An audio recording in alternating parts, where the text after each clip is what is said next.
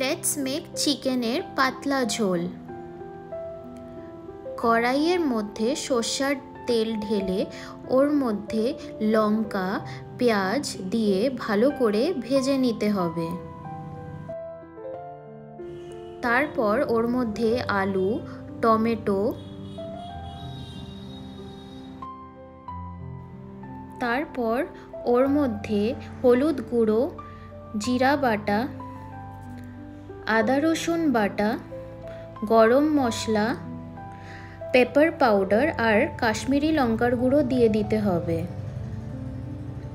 তারপর ওটা ভালো করে নাড়িয়ে চাড়িয়ে নিতে হবে। একটুখানি চিনিও দিয়ে দিতে হবে, টেস্টটা বেটার হয়। তারপর একটুখানি জল দিয়ে ভালো করে কষিয়ে নিতে হবে।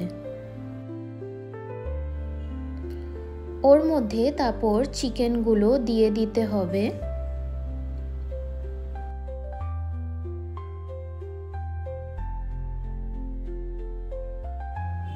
তারপর আবার ভালো করে নাড়িয়ে চাড়িয়ে নিতে হবে।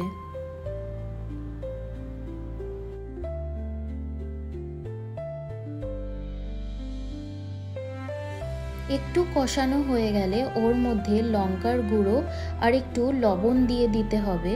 তারপর জল দিয়ে আবার ভালো করে কষিয়ে নিতে হবে। লাস্টে একটুখানি মেথি দিয়ে দিলে ফ্লেভারটা আরও বেশি ভালো হয় খেতে। And it is ready. Please like and subscribe my channel.